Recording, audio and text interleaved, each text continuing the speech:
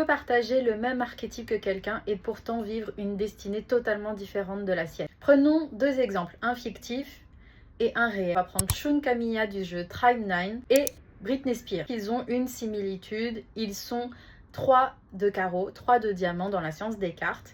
Sauf que Britney Spears est Sagittaire et Shun Kamiya est Poisson, qui sont tous les deux régis par la même planète qui est Jupiter. Britney Spears est une très bonne leader. Elle a vraiment formé, que ça soit dans ses clips musicaux que pour ses shows, sa troupe de danseurs. C'est elle aussi qui était très investie dans les chorégraphies, dans l'ordre chronologique de ses chansons, dans ses clips. Elle a une énergie très contagieuse puisqu'elle est manigène, c'est-à-dire qu'elle a une aura enveloppante et qui est capable d'impacter un grand nombre de personnes, toucher un grand nombre de personnes. On voit encore qu'elle a une certaine présence alors qu'elle est plutôt inactive dans l'industrie. La particularité des 3 de diamant, c'est qu'ils sont versatiles. On l'a remarqué ici déjà avec Britney Spears, mais vous l'avez sûrement remarqué aussi avec Shun Kamiya. On le surnomme le Triple Threat, the Ace, même si il y a Mita qui est juste derrière et qui reprend un petit peu son rôle dans l'animé. Mais Kamiya est extrêmement bon dans l'extrême baseball.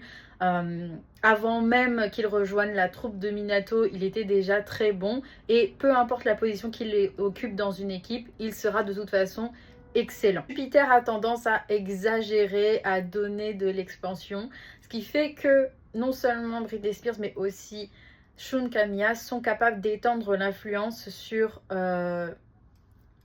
une très grande zone. Ce qui fait que Kamiya, malgré sa mort, a tout de même pu étendre sa légende dans toutes les tribus de Tokyo.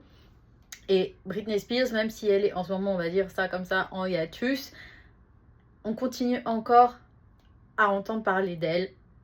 Et elle continue à être référencée aussi dans les travaux d'autres artistes. Pour la version longue de cette analyse, on se voit sur Ko-fi. Je vous conseille de prendre votre guide des cartes maintenant puisqu'on va étudier la carte de la personnalité de Britney Spears et la carte de personnalité de Shun Kamiya. Bien que Shun Kamiya et Britney Spears sont tous les deux des 3 de diamant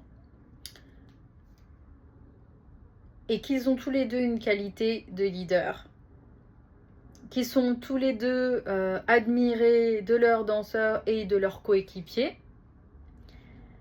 il y a quand même une différence en termes d'expression, d'énergie de leur chemin de vie. On voit qu'il y a eu des dérapages que les deux ont vus,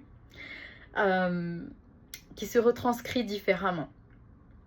Dans le cas de Britney Spears, puisqu'elle est régie par Jupiter et uniquement Jupiter, il y a une carte, si vous regardez bien dans le plan manifesté, qu'elle a sa carte de Jupiter en 5 de pique. Qu'est-ce que ça veut dire? Le 5 de pique, c'est une carte qui est merveilleuse et qui symbolise la liberté, mais la liberté sur tous les plans de notre vie.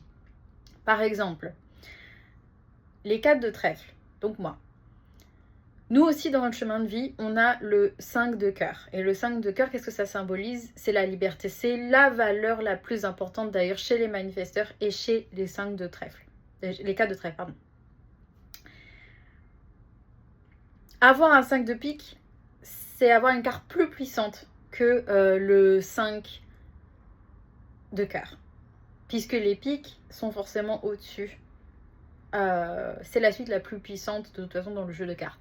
Quand on a un 5 de pique, déjà ça nous donne, on va dire, la liberté de choisir le métier que l'on veut, mais aussi de se séparer, on va dire, des relations, des hobbies, des métiers qui ne nous font plus vibrer. En plus, Britney Spears est une manifesteur générateur, c'est très important pour eux d'utiliser leur énergie sur des projets qui les passionnent.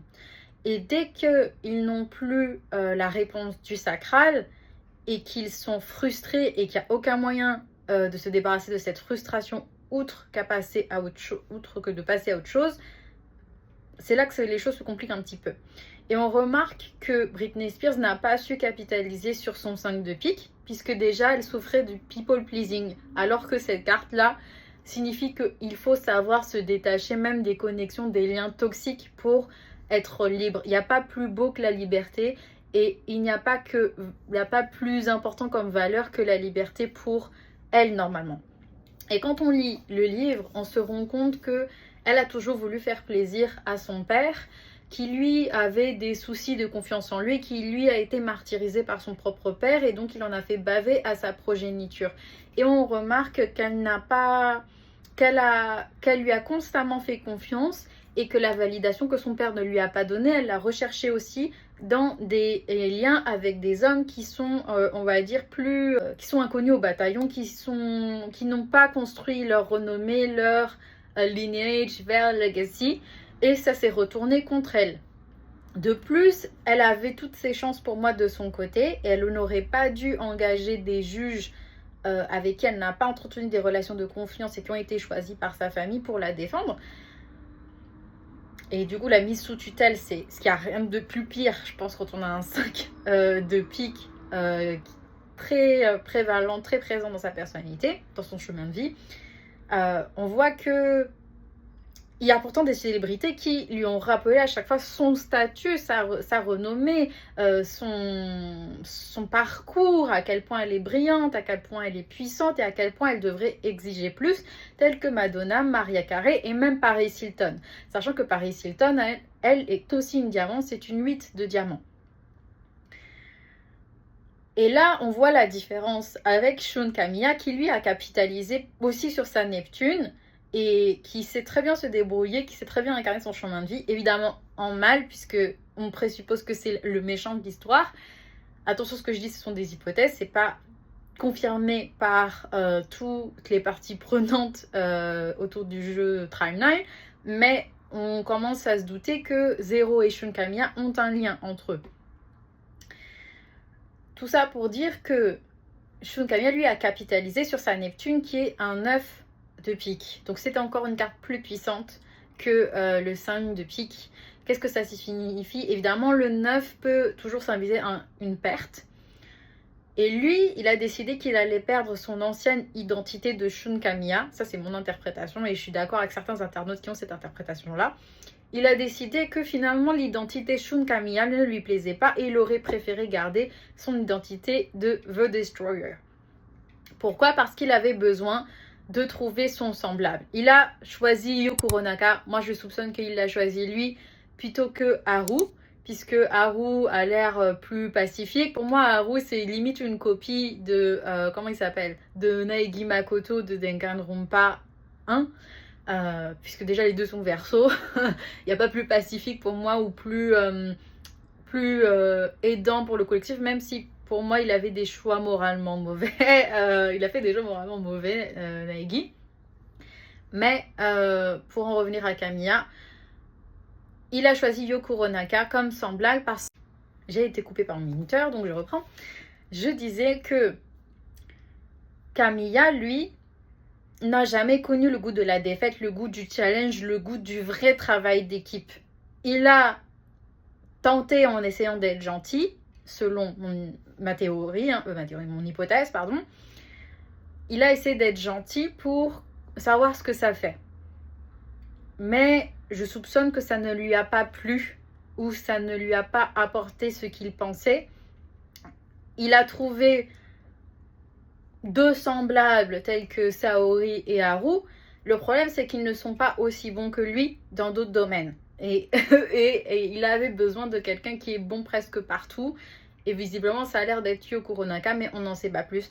Sauf qu'on commence à se douter que Yu Kuronaka n'est pas aussi gentil que ça. Surtout lorsque là, on est dans le chapitre 3, où on commence à voir qu'il a des parts d'ombre. Il serait même prêt à bosser avec Magata, alors que Magata est un numbers. Tout ça pour vous dire, et pour conclure, que oui, on peut avoir la même carte que quelqu'un. Cette énergie peut s'exprimer différemment en fonction des planètes par lesquelles on est régi. Dans l'astrologie tropicale, Neptune et Jupiter régissent les poissons. Mais si vous prenez l'astrologie védique, il n'y a pas de Neptune. Donc, c'est vrai que là, de ce point de vue, Shun pourrait tout aussi bien exprimer la même énergie que Britney Spears. Cependant, on voit même que Shun se débrouille mieux que Britney Spears parce que pour lui, il valorise énormément sa liberté. Il est carrément prêt même à détruire le monde entier tant qu'il a ce qu'il veut. Pour moi, je le vois comme quelqu'un qui se dit la fin justifie les moyens. C'est tout pour aujourd'hui. À bientôt!